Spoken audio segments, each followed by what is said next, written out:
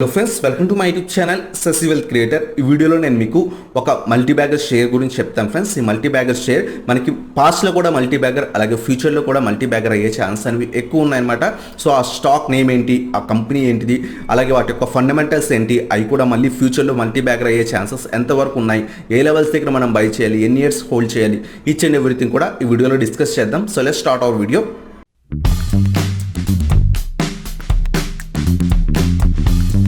ఈ వీడియోలో మనం ఒక మల్టీ బ్యాగర్ షేర్ గురించి చెప్పాను కదా. సో ఆ మల్టీ బ్యాగర్ షేర్ అనేది పాస్ట్లో ఎవరైతే 2000 ఇయర్లో కానీ 2002లో కానీ ఎవరైతే 1 lakh ఇన్వెస్ట్ చేస్తారో ఆ 1 lakhని వాటికి క్రోర్స్ రిటర్న్స్ ఇచ్చిందనమాట. అంటే ఒక 100x ఆ టైప్లో రిటర్న్స్ ఇచ్చిందనమాట. సో ఆ 1 lakh 1 crore మారడం, 1 lakh 3 crores మారడం అలా జరిగిందనమాట. వాళ్ళు ఏ లెవెల్ దగ్గర ఇన్వెస్ట్ చేస్తారో ఆ లెవెల్ దగ్గర నుంచి మల్టిపుల్ టైమ్స్ ఆఫ్ రిటర్న్స్ అనేది ఇచ్చిందనమాట. సో ఒక మంచి మల్టీ బ్యాగర్ షేర్ అనమాట. అలాగే ఫండమెంటల్గా చాలా మంచి స్ట్రాంగ్ కంపెనీ. అంతేకాకుండా రీసెంట్గా ఆ కంపెనీ అనేది స్ప్లిట్ చేసింది వాళ్ళ యొక్క స్టాక్స్ని. సో 1:10 రేషియోలో స్ప్లిట్ చేసింది అనమాట. సో మీకు ఆ స్టాక్ నేమ్ అర్థమై ఉంటుంది, ఆ స్టాక్ ఏంటి, అలాగే ఫండమెంటల్స్ ఏంటి, అలాగే ఏ లెవెల్స్ దగ్గర బై చేయాలి, ఈచ్ అండ్ ఎవ్రీథింగ్ కూడా మనం డిస్కస్ చేద్దాం. సో ఫ్రెండ్స్, ఆ షేర్ నేమ్ వచ్చేసరికి ఏషియర్ మోటార్స్ లిమిటెడ్ ఫ్రెండ్స్. ఇది రీసెంట్గా స్టాక్ స్ప్లిట్ జరిగింది కదా. 21,000 రూపీస్ దగ్గర ట్రేడ్ చేశారు. ఇప్పుడు 2,100 దగ్గరికి స్ప్లిట్ చేశారన్నమాట. 10 times స్ప్లిట్ చేశారు. సో 1:10 రేషియోలో స్ప్లిట్ అనేది చేశారన్నమాట. సో ఒక షేర్ ఉంటే మీకు 10 shares అనేవి వచ్చాయి. 21,000 రూపీస్ దగ్గర ఒక షేర్ ఉంటే మీకు 2,100 రూపీస్ దగ్గర 10 shares అనేవి వచ్చాయి అనమాట. సో సేమ్ వాల్యూ వచ్చేదన్నమాట.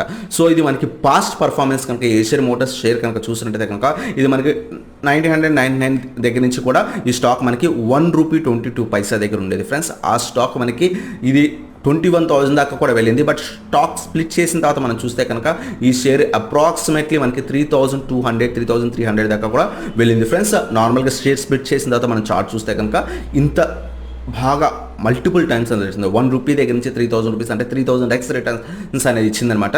సో ఆ షేర్ అనేది మనకి ఇంకా కూడా తక్కువ వాల్యుయేషన్స్లో దొరుకుతుంది. 2008లో బాగా హైప్ వెళ్ళింది, 2017-18లో మళ్ళీ కూడా ప్రస్తుతం మంచి లెవెల్స్ దగ్గర దొరుకుతుంది. సో ఈ షేర్ మనం ఎక్కడ బై చేయాలి, అలాగే వీటి యొక్క ఫండమెంటల్స్ ఇప్పుడు చూద్దాం.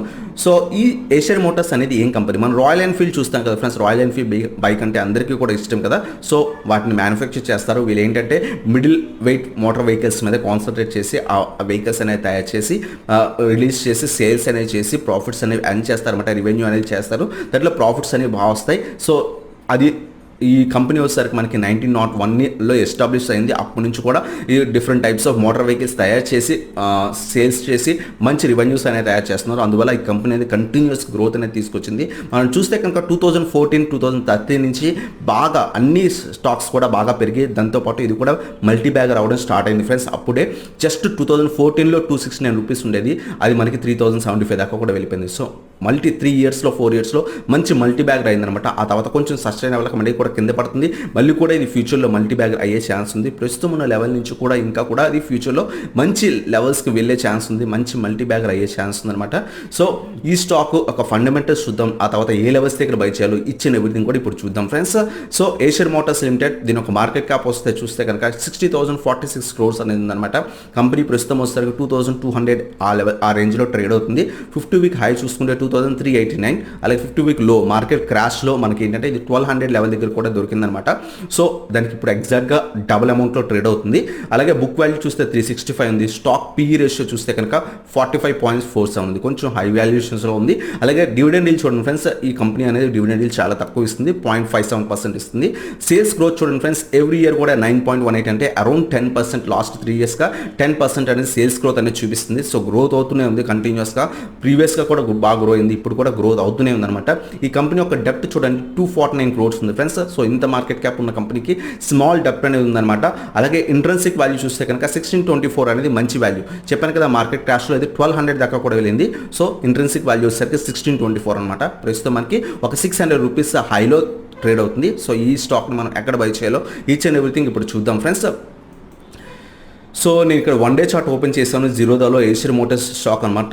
సో ఈ స్టాక్ మార్కెట్ క్రాష్ అయినప్పుడు చూడండి ఫ్రెండ్స్ 1,260 దాకా కూడా వచ్చింది. అక్కడ డబ్ల్యూ ప్యాటర్న్ ఫామ్ అయింది. సో వెంటనే స్టాక్ అనేది బాగా రైజ్ అయిందనమాట. సో ఈ స్టాక్ మళ్ళీ కూడా రీసెంట్ మార్కెట్ క్రాష్ అప్పుడు ఏ లెవెల్స్ దగ్గర దొరికిందో అరౌండ్ ఆ లెవెల్స్ దగ్గర ఇప్పుడు ప్రస్తుతం దొరుకుతుందనమాట. సో ఈ స్టాక్ని మనం ఏ విధంగా ఇన్వెస్ట్ చేయాలి? ది బెస్ట్ ఇన్వెస్ట్మెంట్ ఏంటంటే దీంట్లో సిప్ మోడ్లో చేయడం ఫ్రెండ్స్. ఎవ్రీ మంత్ కూడా ఒక్కొక్క స్టాక్ 2 స్టాక్స్ యాడ్ చేసుకుని లాంగ్ టర్మ్ ఒక minimum to minimum 10 years 15 years hold చేద్దాం అనుకుంటే ఇది మల్టీ బ్యాగర్ అవుతుంది ఫ్రెండ్స్. ఇది ఒక 6 మంత్స్లో మల్టీ బ్యాగర్ అయిపోయి మళ్ళీ కింద పడిపోయి అలాంటి స్టాక్ కాదు. లైక్ రుచి సోయా అలాంటి స్టాక్ కాదు. ఒక మంచి ఫండమెంటల్ కంపెనీ, స్లోగా గ్రో అయ్యే కంపెనీ అనమాట. సో మనకి మన లైఫ్ ఉండేంత వరకు కూడా డిఫరెంట్ బైక్స్ రావచ్చు, నెక్స్ట్ ఫ్యూచర్లో మనకి ఎలక్ట్రికల్ బైక్స్ రావచ్చు. ఏ బైక్స్ వచ్చినా సరే మనకి రాయల్ ఎన్ఫీల్డ్ బైక్ అనేది ఖచ్చితంగా ఉంటుంది ఫ్రెండ్స్. పాస్ట్లో కూడా ఉంది. ఇప్పుడు డిఫరెంట్ స్పోర్ట్స్ బైక్స్ వచ్చినా సరే రాయల్ ఎన్ఫీల్డ్కి ఏ క్రేజ్ కూడా తగ్గలేదన్నమాట. సో ఫ్యూచర్లో కూడా సేమ్ అలాగే ఉంటుంది. వాళ్ళు ఇంకా డిఫరెంట్ మోడల్స్తో వస్తారు. సో కంపెనీ గ్రో అవుతూనే ఉంటుంది అనమాట. సో ఈ స్టాక్ ఇంకా కూడా పెరిగే ఛాన్సెస్ ఎక్కువ ఉంటాయి అనమాట. ప్రస్తుతం 21,000 రూపీస్ దగ్గర ఎవరు బై చేయట్లేదు. ట్రేడింగ్ అనేది తగ్గిపోతుందని చెప్పి వీళ్ళు స్టాక్ స్ప్లిట్ అనేది చేశారు. సో ఇప్పుడు మనకి ట్రేడింగ్ కూడా అవైలబిలిటీగా ఉంది. అలాగే మనకి ఎవరైతే ఇన్వెస్ట్ చేద్దాం అనుకుంటున్నారో మంచి వాల్యుయేషన్స్లో దొరుకుతుంది అనమాట. సో తక్కువ అంటే 2,000 రూపీస్ స్టాక్ అయితే 21,000 అయితే మనం ఎక్కువ షేర్స్ కొనలేం. బట్ 2,000 షేర్స్ అయితే ఒక 10 షేర్స్ 20 షేర్స్ అనేది మన దగ్గర అమౌంట్ ఉన్నప్పుడు యాడ్ అనేది చేసుకుంటాం కదా. సో అందువల్ల స్టాక్ స్ప్లిట్ అనేది చేయడం జరిగింది. ఇది మనకి మంచి ఆపర్చునిటీ. మళ్ళీ ఇది హై గ్రోత్ వెళ్ళిపోయే లోపలే మనం దీంట్లో ఇన్వెస్ట్ అనేది చేయండి. సో ఎవరైతే మోడ్లో ఇన్వెస్ట్ చేద్దాం అనుకున్నారో అది best method friends. Every month కూడా 2 షేర్స్ 3 షేర్స్ మన క్యాపబిలిటీ ప్రకారం ఇన్వెస్ట్ అనేది చేసుకోండి. సో దట్ మనకి మంచి రిటర్న్స్ అనేవి వస్తాయి అనమాట. లేదు ఈ స్టాక్లో ఇన్వెస్ట్ చేద్దాం అనుకుంటే ఈ లెవెల్ ఏదైతే మనకి ఇంట్రెన్సిక్ వాల్యూ ఉందో 1624 అనేది దానికి కొంచెం కిందకు వస్తే ఆ లెవెల్ చాలా మంచి లెవెల్. 1570 1580 అనేది మంచి లెవెల్ అనమాట. సో ఆ లెవెల్కి వస్తే కనుక మన దగ్గర కొంచెం హ్యూజ్ క్యాప్ ఉంటే అప్పుడు ఇన్వెస్ట్ చేయండి. ఒక 500-600 రూపీస్ స్టాక్ కింద పడినివ్వండి. మార్కెట్కి ఎప్పుడైనా క్రాష్ వస్తే కనుక కింద పడినివ్వండి. అప్పుడు బల్క్ అమౌంట్లో ఇన్వెస్ట్ చేయండి. ప్రస్తుతం ఉన్న వాల్యూస్ కూడా లాంగ్ టర్మ్ ఒక 5 years 10 years 15 years హోల్డ్ చేద్దాం అనుకుంటే ఇన్వెస్ట్ చేయొచ్చు, not a problem. But SIP mode అయితే బెటర్ ప్రస్తుతం ఉన్న వాల్యూకి. లేదు మార్కెట్ క్రాష్ అయ్యి ఈ స్టాక్ కనుక 1700 బిలో కానీ 1600 బిలో కానీ వచ్చినట్టయితే కనుక అప్పుడు బల్క్ ఇన్వెస్ట్మెంట్ అనేది చేయండి ఫ్రెండ్స్. నేను కూడా వెయిట్ చేస్తున్నాను ఈ లెవెల్స్ కోసం. ఈ లెవెల్స్ వస్తే కనుక కొంచెం బల్క్ ఇన్వెస్ట్మెంట్ అనేది చేస్తాను. సో దట్ మళ్ళీ లాంగ్ టర్మ్ కోసం ఇన్వెస్ట్ చేస్తాను. సో నేను ఎప్పుడు అనుకునేవాడిని ఏదైతే ఈ ఏషియన్ మోటార్స్ షేర్ ఉందో 21,000 ఉంది, మనం ఇంత పెట్టలేము, దానికంటే మంచి కంపెనీస్ ఉన్నాయని వేరే కంపెనీస్లో ఇన్వెస్ట్ చేసామని ఈ కంపెనీలో ఇన్వెస్ట్ చేయలేదు. బట్ ఎప్పుడైతే స్టాక్ స్ప్లిట్ అయిందో కొంత క్వాంటిటీ అనేది యాడ్ ఆల్రెడీ చేసుకున్నా. 2100 ఎప్పుడైతే స్టాక్ స్ప్లిట్ అయిందో అక్కడ యాడ్ చేసుకున్నా. బట్ దీంట్లో ఇన్వెస్ట్మెంట్ హ్యూజ్గా చేయడం కంటే మార్కెట్ బాగా క్రాష్ అయ్యి ఈ ఏదైతే 1600 లెవెల్ బిలో కనుక వచ్చినప్పుడు ఇన్వెస్ట్మెంట్ చేద్దాము అని వెయిట్ చేస్తున్నా ఫ్రెండ్స్. నార్మల్గా అయితే నా సిప్ పోర్ట్ఫోలియోలో ఈ స్టాక్లో ఎవ్రీ మంత్ కూడా 2 స్టాక్స్ 3 స్టాక్స్ అనేవి యాడ్ అనేది చేసుకుంటుంటాను. సో దట్ మనకి ఈ స్టాక్ అనేది కంటిన్యూస్గా లాంగ్ టర్మ్లో గ్రో అయ్యే కొద్దీ మనకి మంచి రిటర్న్స్ అనేవి వస్తాయి అనమాట.